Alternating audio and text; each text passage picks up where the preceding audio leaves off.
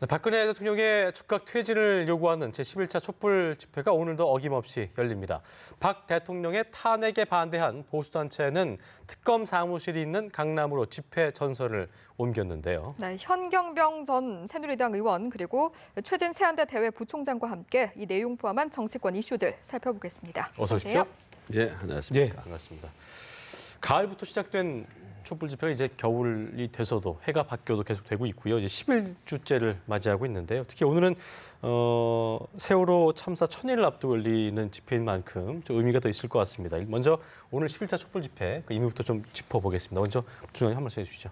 이게 11번째 아니겠습니까? 근데 연초에 박근혜 대통령에서 기습적인 기자회견을 보면 네. 이게 12번, 13번째 계속할 것 같다라는 생각이 듭니다. 국민들의 마음이 가라앉을만 하면 또 대통령이 또 거기에 말이죠. 소금을 뿌리는 격으로 훨씬 민심을 악화시키는 그런 악순환이 반복되고 있다. 참 안타까운 상황이 되풀이고 있다는 거고. 예. 그다음에 이제 세월호 이 전일 문제만 하더라도 말입니다. 네. 지금 7시간이 밝혀질 것 같지만 아직까지 제대로 밝혀진 것은 하나도 없습니다. 핵심적으로 그 의문을 밝혀줄 수 있는 안봉근 비서관 같은 경우라든지 혹은 이영선 행정관 전혀 아직 나타나지 않았습니까? 그리고 겨우 막판에 나타난 윤전추 비서관이 나와서 한 얘기도 뭐 한번 보고 있다라는 앞뒤가 맞지 않습니다. 네. 이런 상황에서 결국 촛불 집회라든지 이런 세월호의 민심 계속 악화될 수밖에 없는 것은 바로 대통령과 그 주변 사람들이 결국 그 원인을 제공하고 있다. 예. 그런 생각을 듭니다. 네. 현님도 한 말씀 해주시죠. 예. 뭐 촛불 집회의 주제는 뭐 다들 잘 아실 겁니다. 그 박근혜 대통령 즉각 사퇴입니다. 즉각 사퇴고 지금 헌재에서 탄핵 심판을 하고 있거든요. 거기서 인용 그러니까 통과시켜라 이거에 대한 국민적 여론을 이 집회를 통해서 표출을 하고 있습니다. 지금까지 이제 11차인데 지난번으로 주최 측 계산으로는 1000만 명이 넘었었거든요. 예. 그런데 이제 향후에 저는 조금 가라앉지 않겠냐고 조심스럽게 좀 생각도 했었는데 방금 말씀하신 것처럼 항상 이게 촛불 집회가 커지는 게 박근혜 대통령의 발언이 있고 났습니다. 1차 촛불 집회도 10월 25일 날 대국민 담화하고 나서 1차 촛불 집회가 시작되거든요. 그러면서 지금까지 이어지는데 뭐 향후에도 1월 1일의 그 출입 기자단과의 만남을 통해 가지고 대국민 담화를 한 셈인데 더 저는 촛불 집회가 더 타오를 거라고 그렇게 봅니다. 네. 그런가 하면 앞서 리포트에서도 좀 전해드렸지만 맞불 집회는 강남에서 펼쳐진다고 하는데 그렇습니다. 네, 아무래도 좀 특검을 압박하겠다라는 의도도 읽히는 것 같습니다. 예. 지금 특검이 제가 볼 때는 그동안 이루어졌던 검찰 수사 또는 국회 국조특위에서의 청문회 이런 차원보다는 훨씬 강도 높고 내실이 있는 것 같아요. 그리고 무엇보다도 박근혜 대통령을 정조준하고 있습니다.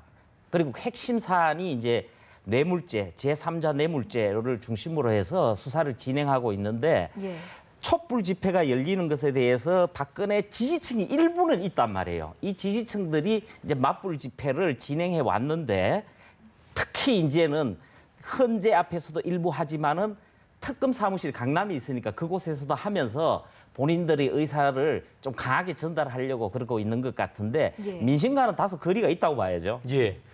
자, 그리고 부총장님, 이게 그 최근에 서석구 변호사 발언이 논란이 되고 있는데요. 또 그 헌재에서 촛불 민심은 국민 민심이 아니다. 어쨌든 뭐 색깔론을 좀 제기한 부분인 건데 이 부분 어떻게 보셨어요? 그러니까 이 국민들을 상대로 한 발언은 아닌 것 같아요. 보면 다분히 어떤 보수 진영을 향한 의도된 발언 같습니다. 발언 내용들을 보면 뭐 과거에 뭐 운동권을 본인이 뭐 지지했거나 가까이했던 거는 뭐 후회된다라는 상당히 자극적인 발언들을 많이 쏟아냈거든요. 그리고 보니까 촛불 집회에서 나와서 대중연설도 하는 걸 보니까 상당히 선동적으로 아주 그 연설을 잘 하시더라고요.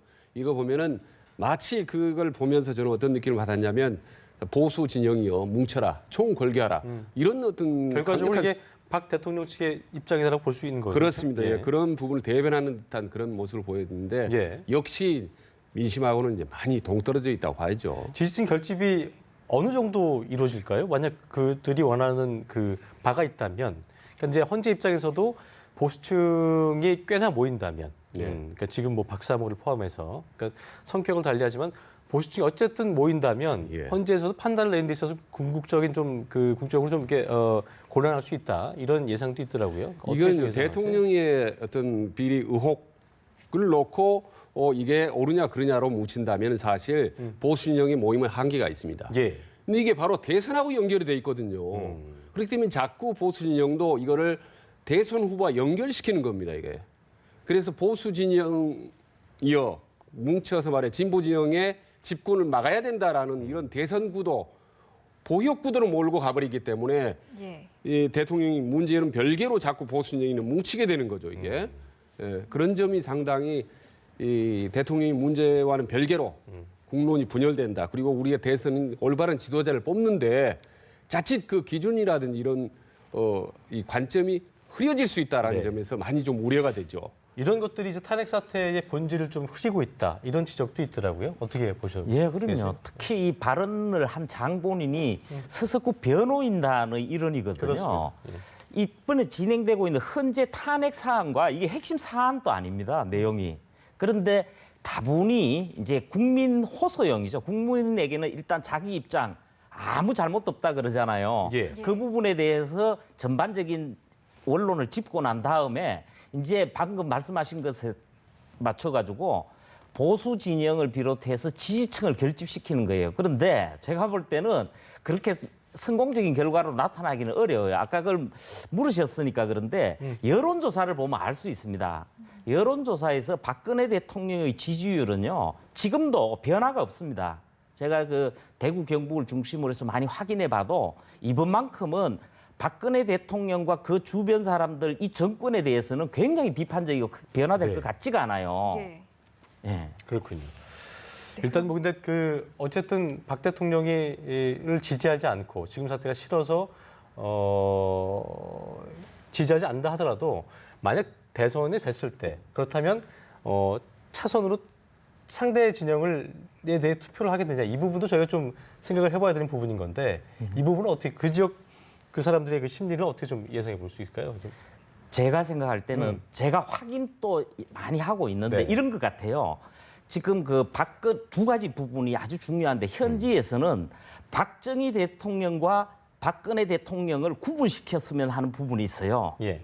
그 부분이 있고 또 그리고 대선 구도와 관련해서는 박근혜 지금 대통령을 중심으로 한 친박이 남아있는 새누리당이 있잖아요. 네. 예. 이 부분이 혁신을 한다면 모르되 안 된다면은 여기를 버리고 대선만큼은 놓칠 수 없다고 생각을 하거든요. 예. 특히 그 문재인 전 대표에 대한 반발이나 거부감이 강하거든요. 예. 그런 차원에서 대선 후보를 새로 내서 제3지대를 아우르면서 보수에다가 중도도 얹어가지고 다시 대선에서 승리하자. 뭐 이런 흐름 속에서 여론이 흘러갈 거로 그렇게 봐야죠. 어쨌든 뭐 그 구정을 앞두고도 박 대통령께서 이제 뭐 또 불쑥간담회를 또 한번 하실 수도 있다고 하니까 좀 상황을 좀 추이를 지켜봐야 할 것 같습니다. 정치권을 좀 짚어보면요, 그 새누리당도 좀 말이 아닌 것 같습니다. 임명진 비대위원장과 서청원 의원의 이 충돌이 격화하고 있는 모습인데요. 어제 이제 그 상임정국위원회가 친박계의 보이콧 때문에 무산이 된 상태인데 그 상황 어떻게 일단 보셨어요 어제? 자, 저는 생각보다 임명진 위원장이 세게 나오고 또 의외로 생각보다 역시 서청원도 세게 나오기 때문에 지금 아주 강하게 새누리당이 지금 강대강으로 붙었는데요. 지금 어떻게 보면 새누리당의 지금 부분이 또다시 핵 분열할 수 있는 일보 직전이라고 봅니다. 왜냐하면 이제 상임정국위원회 무산됐지 않습니까? 근데 그게 불과 2표 차이였습니다. 거기다가 지금 오늘 현재 말이죠. 서청원 의원이 임명진에게 떴나라고 얘기했지 않습니까? 예. 근데 역시 새누리당의 어떤 사무처 직원들이 또 성명서를 내고 임명진 위원장을 전폭적으로 지지한다. 또 이렇게 나왔습니다. 그리고 또 한 40여 명의 초재선 의원 그룹이 임명진 의원의 상당히 전권을 위임한 상태입니다. 예. 이렇기 때문에 정확하게 세력이 지금 반반으로 갈라져 있거든요. 그럼 이런 상태에서 과연 내일 거취 표명을 할 수 있는 임명진 위원장이 쉽게 떠나느냐. 저는 그 가능성이 낮다고 봅니다. 낮다고 보신다고요? 예, 정우택 지금 원내대표가 집으로 지금 찾아간다는 거 아니겠습니까? 심기가 임명준 좀 찾아서 불편하신 것 같다면서. 더 도와달라 예. 하는데 이 상태에서 만약에 임명준 사퇴를 한다면 본인도 죽고 새누리당도 죽고 보수 진영도 타격을 받기 때문에 약간의 무리수를 감수하고 계속 남아서 아마 밀어붙일 가능성이 저는 높다고 봅니다. 알겠습니다. 말씀해주신 것처럼 서청원 의원의 기자회견이 2시에 있었는데 예. 의원께서는 어떻게 들으셨습니까? 또 같은 제가 볼 때 방송이셨고. 그 예. 서청원 의원의 입을 통해서 본인의 입장은 물론이고 친박 전체의 정리된 입장을 전달한 걸로 보셔야 될 거예요. 그 결론은 이렇습니다. 지난번 그 상임정국위원회에서 친박계의 힘을 보여줬잖아요. 예. 사실은 전체가 한 50명이 조금 넘는데 개혁보수신당으로 탈당 겸 분당이 된 거잖아요. 예. 그런데 그중에서 한 명만 탈당했어요. 그러니까 상임정국위원들이 그 깡그리 친박인 거예요. 이 새누리당은 친박당으로 보시면 되는 겁니다. 예. 그런 상황에서 내부적인 의견을 결집을 했고 제가 볼 때는요. 임명진 비대위원장이 결코 강하게 하지를 않았어요. 지금 물러서가지고 서청원, 최경환 의원 이 두 사람에 대해서만 정리를 하려고 좁힌 거거든요. 그 부분에서도 거부를 해버린 거거든요. 제가 볼 때는 친박 입장에서는 임명진 비대위원장에 대한 카드는 이미 버리고 예. 향후 대선구도에서 본인들이 대선을 후보를 내거나 대선에서 승리하겠다는 구도가 아니에요. 다른 일정한 세력을 가지면서 반전의 기회를 만들겠다. 이런 입장에서 이제는 계속 나갈 거예요. 이게 그런 얘기했잖아요. 그 중진한테는 임명진 비대위원장이 탈당하면 탈당에 돌려주겠다. 직접 뭐 전화하거나 일부는 당직자 시켜서 탈당에 내면은 곧 돌려준다고 했다. 그러면서 이제 뭐 이런 버르장머리를 어디서 배웠는지 이런 김정은 얘기까지 했었는데 네. 이건 서 의원의 얘기입니다만 만약에 이런 것들이 또 사실로 확인된다면 그것도 논란이 되지 않겠습니까? 그렇죠. 쇄신을 위해서 들어오셨는데 근데 그 말을 전혀 없는 말을 만들어낸 것 같지는 않고요. 다만 아마 임명진 위원장이 과거에 윤리위원장도 했지 않습니까? 새누리당에 했기 때문에 나름대로 정치판의 생리, 공학적인 그런 원리를 상당히 잘 아는 분입니다. 그렇기 때문에 아마 들어올 때 전략적으로 다분히 회유용으로 그런 비슷한 얘기를 했을 가능성은 있다. 그거 충분히 다분히 봅니다. 그러나 지금 이 상황에서 그게 본질은 아니거든요. 네.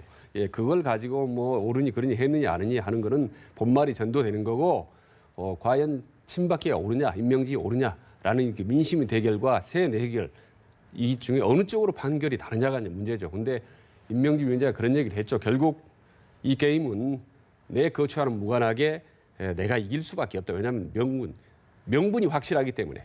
그래서 국민들이 볼 때도 보수층에서는 기본적으로 임명진 위원장을 초롱초롱 쳐다보고 있을 텐데 그러니까 본말 전도 얘기했었지만 만약에 저것도 결과적으로 짜고 치는 고스톱이라는 생각을 한다면 그 실망이 되지 않겠습니까? 그러니까 그 부분도 좀 여쭤보는 겁니다. 그러니까 보수층이보다는 이제 친박계를 중심으로 하는 그 핵심적인 그 인물들이 그렇겠죠. 그리고 나머지 다수는 아마도 임명진 쪽에 지지를 하고 있기 때문에. 알겠습니다. 네.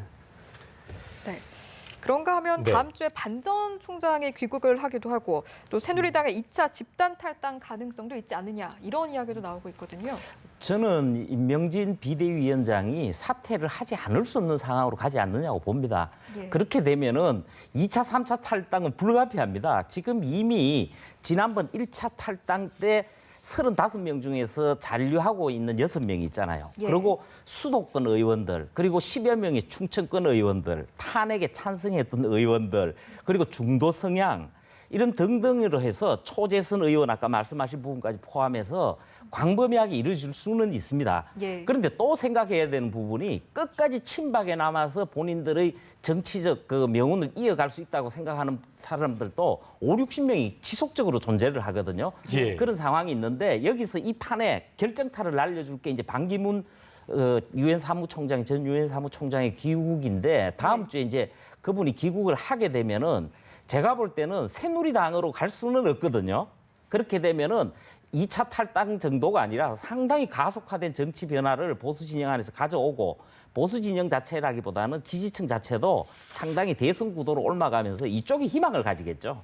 제가 잠깐 한마디 더 붙이면 저는 상당히 동의하는데 그 상황이 뻔히 내다 보이는데도 불구하고 말하자면 임명진 위원장이 사퇴를 하면 새누리당은 완전히 집단 탈당이 후속적으로 이루어지고 완전히 망가지는 거 아니겠습니까? 그걸 뻔히 아는 서청원 의원과 그 중심이나 친박계들이 끝까지 밀어붙일 건지 그건 저희가 좀 의문입니다. 그래서 막판에 혹시 대타협이 이루어지지 않을까라는 그런 생각을 좀 해봅니다. 자, 저희가 국민의당 얘기를 좀 해보겠습니다. 당권 레이스가 이제 막을 올렸는데요. 어제 열린 합동연설 보셨죠? 박지원 후보를 향해서 다른 후보들이 집중 포화를 쏟아냈습니다. 선당 후사, 호남 자밀련이다, 헌정치 같은 비난을 했는데 상당히 박 후보 반격도 만만치 않았고요. 어떻게 보셨어요? 그러니까 5명이 출마를 했는데 이제 네. 1대4 구도 아니겠습니까? 예, 말은 지원 1강 대4 중 내지는 약인데 박지원 대표는 그걸 이제 내세웠습니다. 그래서 본인이 저는 김대중 노무현을 만들었던 그런 이기는 대표다라는 것. 그러니까 내가 돼야 정권을 잡을 수 있다라는 거 하고 그다음에 이제 문재인 대표가 강하게 각을 세웠거든요. 예. 내가 12월 초에 10만 명이 넘는 어떤 문자 테러까지 당했다. 내가 바로 그 문재인과 대결할 사람 이런 거 내세우는데 사실 현실적으로 보면요. 국민의당에서 지금 당을 끌어갈 수 있는 대표격인 사람은 이제 박지원 대표입니다. 그리고 실제로 대세론이 있고 그리고 이길 가능성이 높은데 예. 다만 이 앞에 비상대책위원장을 했고 그래서 이미 다 대표라고 알고 있는데 또다시 새롭게 대표를 한다면은 국민의당이 전에 했던 사람 또 했던 사람 앞으로 했던 사람 말이죠. 항상 국민의당에서 어느 순간 안철수는 잘 보이지 않고 박지원만 보인단 말이야. 올드 정당 아니냐라는 이런 비판에 이제 직면할 수 있기 때문에 나머지 4명 후보는 좀 새롭게 변해보자 말이죠. 이걸 강하게 주장하죠. 그래서 방법은 박지원 전 대표가 과감하게 만약 이선으로 물러선다면 새로운 변화의 모습은 보여줄 수 있지만 현실적으로 그 가능성은 거의 없다고 봐야죠. 알겠습니다. 의원께서는 어떻게 보셨습니까? 네. 일단 빅텐트를 자처했는데 일단 어떻게 제가 볼 때는 호남에서 박지원 의원에 대해서 애정어린 지지를 하고 있다고는 생각하지는 않습니다. 그런데 대선 구도가 맞물려 있고 독특한 정치적 역할 이런 부분으로 해서 이분이 공간을 가지고 있거든요. 그래서 이번에 대표가 되겠다는 의지는 뭐냐 하면은 대선에서 큰 틀을 만들어서 중요한 역할을 하겠다는 건데 여기서 우리가 두 가지를 살펴야 돼요. 하나는 안철수 변수입니다. 안철수 전 대표가 지금 바로 직전에 원내대표 선출을 할 때 본인이 주도하고 본인이 만들었다는 정당으로 생각을 했었는데 김성식 후보를 밀었는데 23대 12로 정말 참패를 해버렸거든요. 그 과정에서 박지원 후보하고 굉장히 이제 시각이 다른 게 드러났어요. 그리고 이번에도 박지원 후보만큼은 지원하지 않겠다라는 그런 흐름으로 가고 있는 것 같은 그 분위기 하나가 있고 그리고 호남 의원들 문제인데요. 이 국민의당은 38명 의원이 있지만은 수도권 2명 빼고 나면 다 호남 의원입니다. 그래서 이분들이 박지원 후보에 대해서 대선은 어쩔 수 없으나 기본적인 서로 갈등 관계가 항상 이어지고 있기 때문에 그런 점에서 변수는 늘 있어요. 안철수 의원은 뭔가 좀 출구 전략이 좀 필요해 보이는 상황인데요. 이대로 계속 집권하고 있을 건지 이 부분도 좀 궁금해지는데 어떻게 좀 보고 계세요? 그러니까 상당히 본인이 이제 많이 의기소침해 있을 겁니다. 호남에 대한 지지도는 내려가 있는 데다가 또 최근에 원내대표에서 본인이 지지했던 사람이 떨어진 데다가 말이죠. 그러니까 본인은 지금 힘도 없고 지지도도 낮아진 상태입니다. 거기다가 박지원 원내대표는 상당히 빅텐트를 주장하면서 세게 나가기 때문에 국민의당의 간판 스타가 박지원인지 안철수인지 헷갈릴 정도가 지금 됐거든요. 그래서 존재감이 상당히 줄어들었다. 그런데 지금 다시 한번 아마 크게 이 도약을 좀 모색할 겁니다. 몇 가지 중요한 대선의 개헌론에 대한 세부적인 안이라든지 그래서 안철수가 다시 이제 재등장할 가능성이 높은데 빅텐트가 차려질 경우에 사실 그 가장 큰 저는 손학규도 있고 김무성도 있고 김종인도 있고 여러 사람도 있지 않습니까? 그중에 저는 항상 가장 상수에 가까운 변수는 저는 안철수라고 보는 거죠.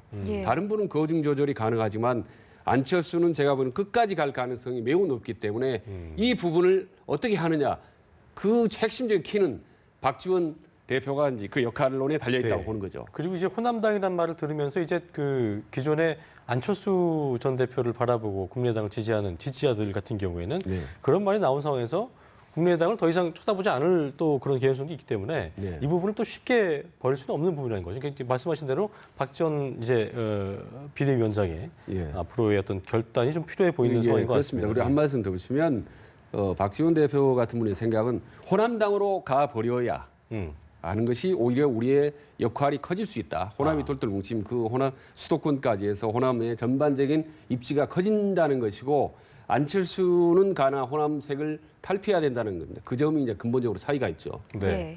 그 면에서 그 위원님께서는 호남당으로 가서 선명성을 좀 더 해야 될 것인지 아니면 새로움을 계속 유지해야 될 것인지 이 부분은 어떻게 좀 보고 계세요? 어느 쪽으로 무게감이 좀 실려야 된다고 보고 계세요? 현실이 중요한데요. 현실이. 국민의당에 있는 호남권 의원들은 호남 지역을 그 특히 주민들의 여론에 조금 더 안 벗어나려고 그럽니다. 예. 그 부분은 뭐냐면은 호남의 단결을 통해서 일정한 정치적 지분과 대선 이후에 여러 형태의 지역 개발이나 인사상에 본인들이 그 지분을 생각하고 있거든요. 그런 차원에서 호남 기반을 한 똘똘 뭉치는 기조는 계속 유지한다고 봐야 돼요. 하는데 앞으로 이제 두 가지 경향이 나타나요. 하나는 뭐냐면은 더불어민주당의 문재인 전 대표하고는 절대로 합할 수가 없어요. 네. 그런 상황에서 이제 그러면은 다른 대안을 찾을 거예요. 아니면요. 그러면 하나는 그대로 가는 것이 있고 또 한 부분은 뭐냐면은 반기문을 비롯한 보수 진영 후보하고 연대를 하는 건데 이게 또 보수와 중도의 연대도 되지만은 호남과 충청도 되고 PK 지역도 안을 수 있는 구도로 가는 거기 때문에 그런 차원의 정치적 변화는 있을 수 있고 거듭 말씀드리지만 호남은 그 속에서 똘똘 뭉쳐서 지분을 챙겨야 된다 이런 의지는 강하다고 봐야 됩니다. 한 말씀 더 드리면 네. 그럼에도 불구하고 이제 국민의당의 딜레마가요. 호남당으로 하면 이 역할을 할 수 있는데 지금 호남에서조차도 더불어민주당한테 3대 1로 지지도가 밀리기 때문에 그 부분이 이제 상당히 곤혹스러운 부분입니다. 국민의당이. 알겠습니다. 좀 뭔가 고민이 좀 깊어지는 부분인 것 같습니다. 자, 그리고 좀 대선 후보 얘기를 좀 하면서 마무리해볼까 하는데요. 문재인 전 대표 대권 행보 빨라지는 모습입니다. 며칠 전 긴급 자담회 열고 청와대, 국정원, 검찰 권력 개혁을 쇄신하겠다. 근데 이걸 놓고 이제 상당히 어떤 그런 메시지를 내놓을 수 있는가? 그러니까 그 메시지의 어떤 그 크기에 대해서 얘기가 많이 나오는 것 같더라고요. 어떻게 좀 보셨어요? 그러니까 1위를 달리는 후보가 대세론을 퍼뜨리면서 첫 번째로 공약을 팍 내세운 거거든요. 네. 그야말로 대세론 전략인데 그 큰 틀 총론은 저는 전적으로 맞다고 봅니다. 지금 최순실 게이트를 우리가 거치면서 청와대, 검찰 그리고 국정원을 개혁해야 된다라는 부분은 국민들의 다수의 여론이거든요. 그런 점에서 상당히 시적절하게 내세운 거다. 다만 이제 강론으로 들어가면은 대통령 일정을 뭐 전면적으로 24시간 개방한다든지 혹은 집무실 자체를 광화문으로 온다 이런 강론적인 부분은 이제 좀 논란의 여지가 있습니다만은 총론 부분에 있어서는 시적절했다고 보고 예. 나머지 후보들도 말이죠. 앞으로는 이제는 시간이 없기 때문에 대선 때까지 가급적이면 어떤 공약을 좀 내세우면 국민들이 검증할 그런 판단의 기준이 된다. 그래서 이번에 문재인 대표가 내세운 그 부분도 아마 보수 진영이든 진보 진영이든 문재인이 앞으로 어떻게 하려고 하는구나. 저건 잘했다라든지 혹은 저건 좀 문제가 있다라든지 하는 판단할 수 있는 잣대를 제공했다는 점에서는 저는 의미가 있다고 봅니다. 알겠습니다. 저희가 대권 주자 이야기들을 좀 하고 있는데 반기문 전 총장이 12일에 귀국을 합니다. 봉하마를 방문하겠다 이런 입장을 밝히기도 했는데 앞으로 좀 어떤 행보를 보일 것 같다고 예상을 하십니까? 제가 볼 때는 그 대선 후보 예. 다수 그리고 대선 과정에 영향을 미칠 수 있는 많은 정치인들이 있잖아요. 뭐 예. 김종인, 박지원 이런 분들 포함해서 예. 많이 만날 겁니다. 그렇게 네. 하면서 이제 아까 말씀드렸던 그런 지역 또 그다음에 중도 그리고 또 세대를 넓혀가는 방향으로 구도를 잡아 나갈 텐데 거기서 예. 한 가지 원칙은 똑같이 적용돼요. 뭐냐면은 문재인 전 대표에 대해서는 굉장히 날을 세울 겁니다. 그래서 문재인 그러니까 문재인은 두 가지로 몰아세우겠죠. 하나는 패권주의가 하고 또 하나는 외교 안보를 비롯한 불안한 존재로서의 이미지 이런 부분으로 해서 가급적이면 넓은 진영을 형성해서 본인이 후보로 나서는 그림을 그려나가겠죠. 알겠습니다. 고맙습니다. 오늘 말씀 여기까지 듣겠습니다. 지금까지 현경병 전 새누리당 의원 네. 그리고 최진 세한대 대외 부총장이었습니다. 고맙습니다, 두 분. 예, 감사합니다.